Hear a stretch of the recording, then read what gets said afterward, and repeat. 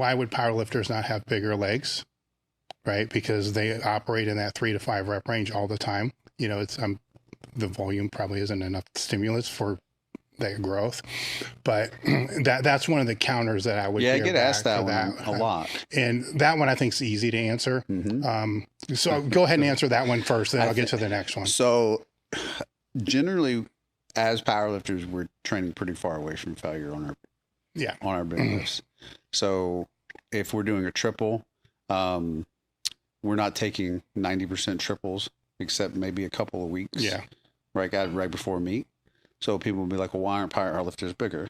It's not the rep range, it's the mechanisms that are occurring. But if you and I, let's say, Dave, that we're like, hey, we're getting ready for a meet and we're 10 or 12 weeks out. Well, how many weeks are we going to go until we actually get into what we consider heavier loading? It's going to be a while, right? So we spend a lot of time getting really efficient at the motions, at the movements, and building up to those loads.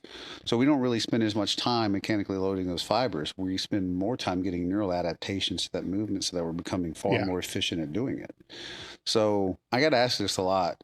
And I'm like, because you guys are just looking at, it's a rep range. If the 4 to 8 rep range and powerlifters are always working in 3 to 5, then why aren't powerlifters bigger? I'm like, well, some of them are. I mean, Kirk Kowalski had. No, some are, right? Yeah, like Kirk had legs that rival any bodybuilder ever. Yeah, to take what you just said, though, and kind of expand that out over an annual plan, you may be looking at 12 total weeks. Not a lot, right? Right, out of, so first off, they're making a pretty broad leap to assume that you're going to put a lot of muscle mass on in 12 training weeks. Especially when you're far away from failure most of the 12. And that's not what your primary goal is.